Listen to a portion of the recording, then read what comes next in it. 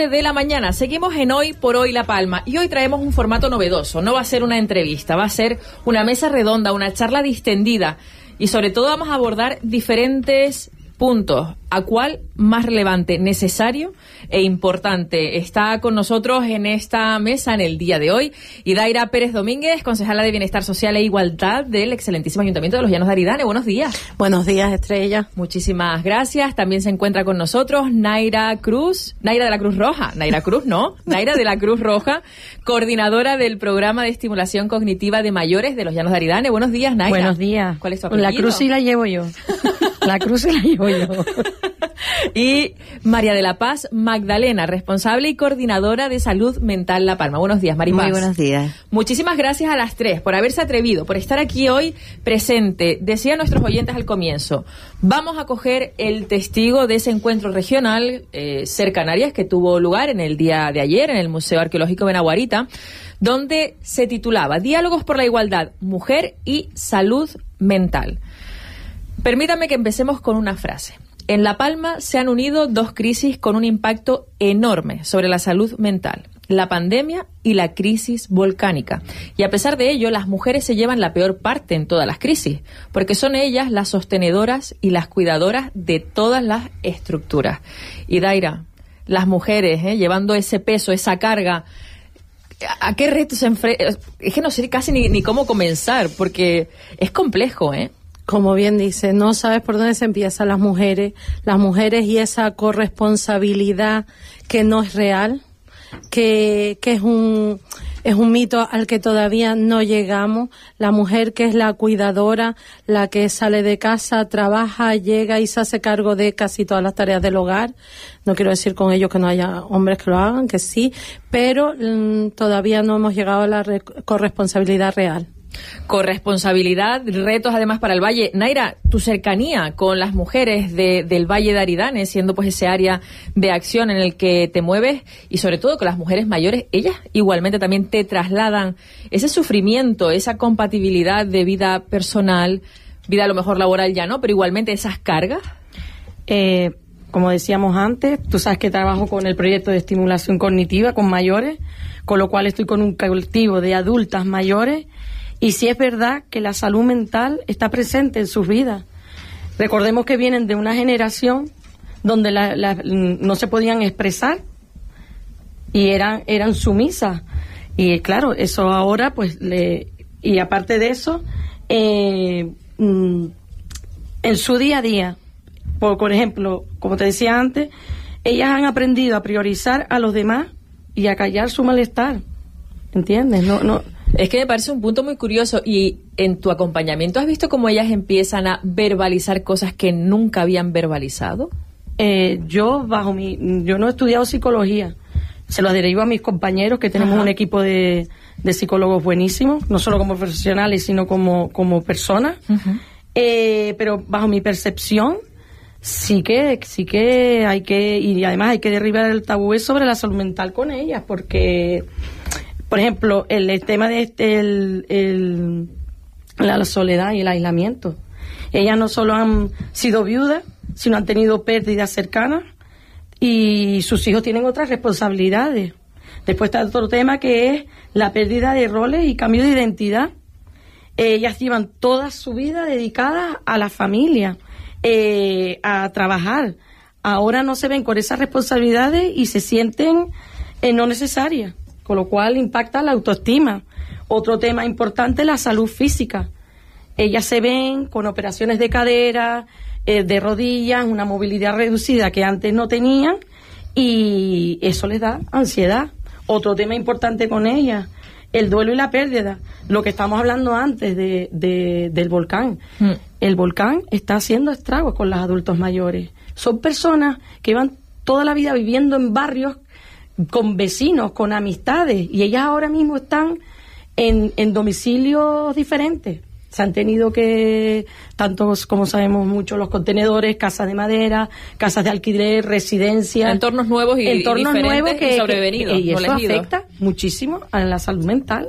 Maripaz, De los mayores. en esta línea me gustaría, le preguntaba a Naira, verbalizar, hablar acerca de la salud mental como coordinadora de salud mental La Palma, y sabiendo además que en el Valle hay datos que reflejan que quienes padecen mayor salud mental, estamos hablando de una franja infantos-jóvenes de 13 a 20 años, parece que luego de repente hay como un vacío y ya damos el salto a mujeres a partir de los 50 años, ¿no? Pero se verbaliza, se habla, se tiene presente.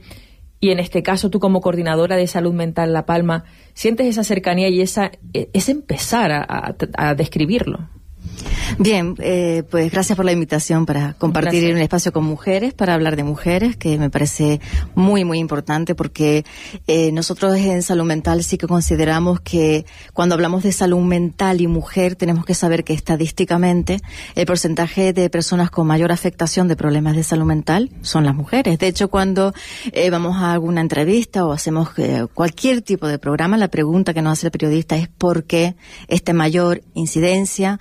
¿Por qué estos datos de que siendo hombres y mujeres con el tema de la igualdad iguales, rompemos la igualdad en salud mental? ¿Por qué? Yo creo que hacer un análisis de qué ocurre en nosotras, para poder mejorar estas cifras, y son cifras estrella que nos lleva también a hablar del suicidio, porque en España perdemos 11 vidas de personas, donde también existe una incidencia mayor del género femenino en esta pues esta plaga, ¿no?, que nos envuelve a todos los que trabajamos en salud mental.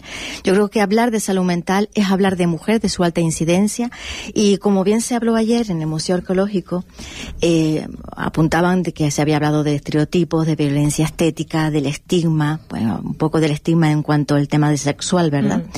La doble y triple discriminación.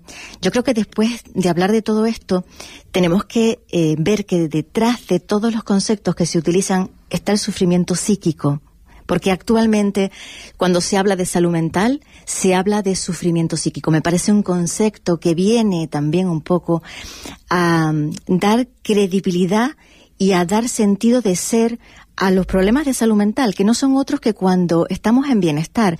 Un problema de salud mental cuando aparece es cuando ya la persona ha roto la homeostasis.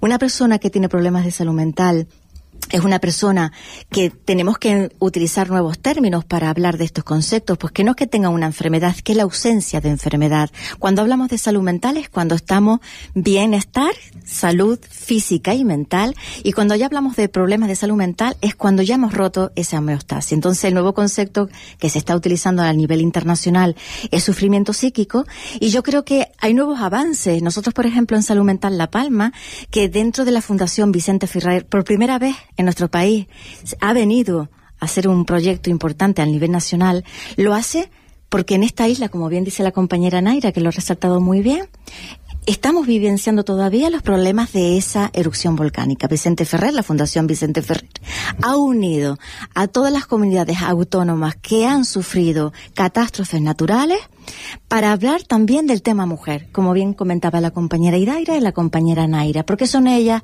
las que han dado soporte a la estructura familiar, las que siguen dando soporte a esa estructura familiar que va cambiando. No es lo mismo las familias de hace 20, 30, 40 años con las familias actuales, cuando estamos viendo términos como nanosfera, que abrimos y cerramos los telediarios con lo que está pasando en los jóvenes, que lo vivenciamos principalmente esas madres, esas cuidadoras. De nuevo son una sociedad cambiante donde también la mujer se tiene que adaptar no solamente a sus cambios vitales, hormonales y, bueno, de sufrimiento psíquico, sino que encima tenemos que irnos adaptando a una sociedad cambiante, mucho más exigente. Me hubiese gustado mucho haber estado ayer para escuchar hablar de la violencia estética, ¿verdad? El alto sufrimiento psíquico que ocasiona a la mujer, esa doble, triple discriminación que tú comentabas, Estrella, con anterioridad, porque ¿qué daño nos estamos haciendo a nuestra salud mental de todas nosotras cuando son todos los imperativos sociales los que tenemos encima? Imperativos sociales que me gustaría ahora que abordáramos, y es que parece que sobre nosotras pesan estereotipos que además perpetúan la salud mental. Desde que somos adolescentes, que si somos histéricas, enteradas, luego toda la vida por el mero hecho de tener la regla, que es que ya te va a venir, tener las hormonas alteradas, luego de repente ya te conviertes en menopáusica. O sea, siempre hay una etiqueta y eso, permítame que les pregunte, ¿eso también se nos va calando en nuestra mente? Es decir, ¿eso al final va creando nuestras propias carencias de autoestima porque parece que todo ocurre por algo, como si fuera algo negativo, Idaira? Efectivamente, la verdad que las jornadas de ayer o el encuentro de ayer fue maravilloso. Habló una experta, no me acuerdo el nombre de la ponente en este caso, sobre la violencia estética, y ella tiene una página en internet, sí, Gordiguapa, sí, habla abiertamente de todos esos estigmas estéticos a los que nos someten a las mujeres, habla de eso, de cuando tienes, por ejemplo, ¿quién no ha oído qué pasa? ¿Tienes la regla? ¿O qué pasa? Sí. ¿Tienes la menopausia? Siempre se nos estigmatiza a las mujeres de esa manera, por ser mujer y por todo lo que conlleva ser mujer y los cambios que sufrimos hormonales. Y siempre es de una forma despectiva y fea, nunca en buen uso del concepto en sí. La verdad que la salud mental está bastante estigmatizada y lo que nos gustaría con foros como el de ayer es hablar abiertamente, darle espacio, hablar abiertamente de la salud mental y de que es una enfermedad como otra cualquiera, como si eres diabético o cualquier otra, es una enfermedad como otra cualquiera, no estás loca por tener un problema de salud mental. En este caso, Maripaz, ¿cómo se va construyendo también nuestra autoestima, nuestra psique, con mensajes tan normalizados que hasta te pueden decir tu padre, tu madre, tus amigos, amigas, ¿no? Que casi, pues eso, se normalizan y les pones esa etiqueta y ¿cómo afecta eso?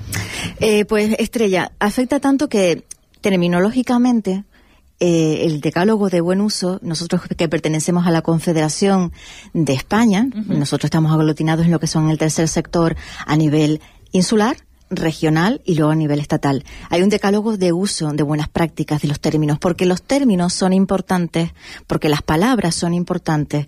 Y en salud mental, de lo que no se habla no existe y siempre es un tema tabú porque no se...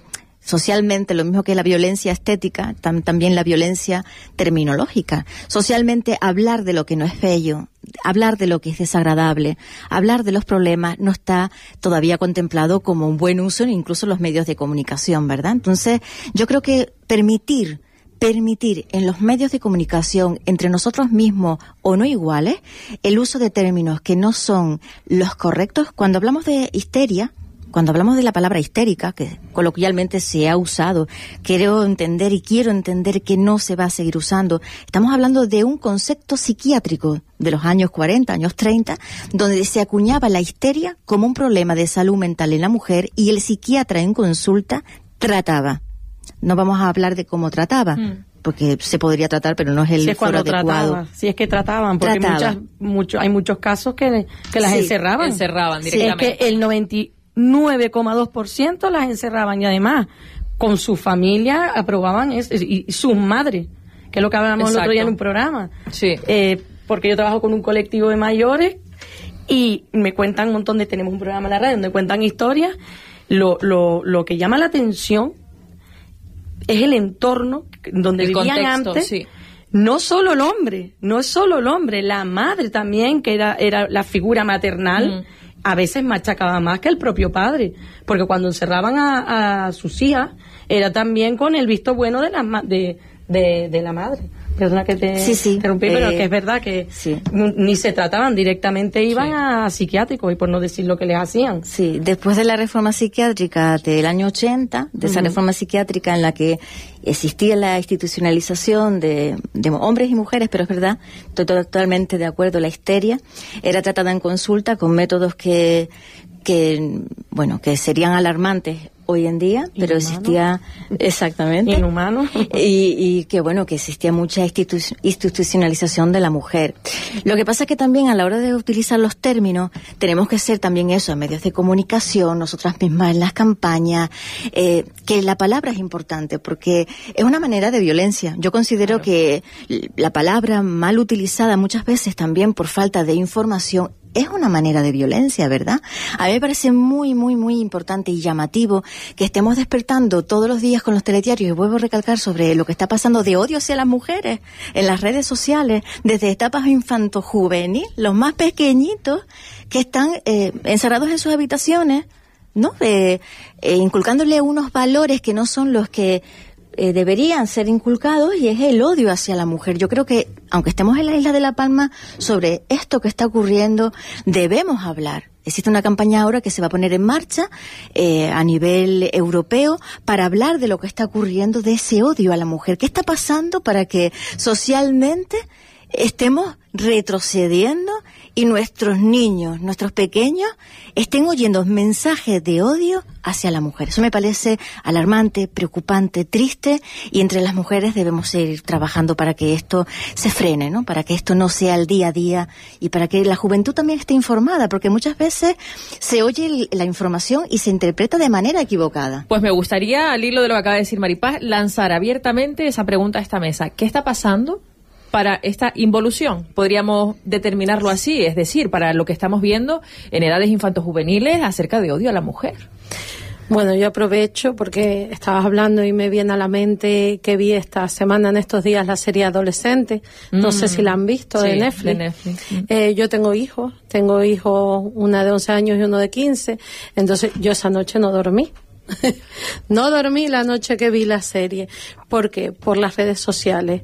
Las redes sociales, ¿qué mensaje le está llegando a nuestros hijos? Y que los padres desconocemos. Por eso invito a ver la serie, porque la serie al final un poquito lo que viene a decir que los padres no sabemos qué están viendo, qué información están recibiendo nuestros hijos en su habitación encerrados, cuando creemos que ahí están en un espacio protegido porque están en tu casa, en una habitación con la puerta cerrada. Ahí está protegido porque no está en la calle. No, está recibiendo una información que no sabemos qué información es y qué mensaje le está llegando. Y en esos mensajes hay muchos mensajes de odio. Pero ¿y cómo los mensajes de odio han superado a los mensajes de no odio? Sencillamente hay información. Es decir, ¿qué está ocurriendo cuando hablamos de redes sociales para que el mensaje imperante, Naira, pues sea porque al final, ¿de qué hablamos? ¿De planificación, de algoritmo, o es que de verdad está ya en la calle y el volumen es tan grande que es inevitable? Yo creo que es el entorno, la falta de documentarnos, no. Yo creo que hay que, como decían las chicas antes, hay que difundirlo bien, hay que hacer buenas campañas en los centros, por ejemplo, en los colegios, porque tú hablas de que tú no sabes lo que ve tus hijos en las redes sociales, pero tú tampoco sabes lo que hacen tus hijos en el colegio. No depende solo de los profesores, porque mucho que los profesores eduquen, después si el niño va a su casa y no tiene esa educación, yo creo que es el entorno en general. Uh-huh. Es muy complicado llegar, porque por mucho que tú eduques bien a tu hijo y en tu casa vea buenas prácticas, si después va a un colegio donde hay niños que no hay buenas prácticas, la profesora no está en el recreo, la profesora no está en el baño. Es que es un tema un poco complicado. Pero sí creo que es el entorno. El entorno está claro. El entorno y el hogar. Vamos a ver, muchos padres han trasladado la competencia de la educación a los colegios y a los profesores. Y eso no es así. La educación se aprende primero en casa y después se complementa, pero en tu casa. Y muchos padres han trasladado esa competencia. Mis doñas tienen un dicho que dice, como te críen de pequeño serás de mayor. Y es verdad, es lo que ven. Tengo una anécdota, hablando del tema físico, uh-huh, que sí afecta demasiado a la salud mental, todos lo sabemos, pero tengo una anécdota. Tengo una usuaria que fue huérfana de pequeña y la crió su abuela, y desde pequeñita fue gordita. Y su abuela siempre le decía que le daba vergüenza acompañarla al colegio porque era una niña gorda, su abuela, mujer. Y eso ha sido un trauma que tiene hasta el día de hoy. Estamos hablando de una mujer de 70 y pico de años. Y le ha afectado emocionalmente ese comentario de su abuela de yo no te acompaño al colegio porque eres una niña gorda y me da vergüenza. O sea, por eso te digo, es el entorno, y el entorno puede ser familiar, puede ser tu vecino, puede ser en la calle, está en el aire.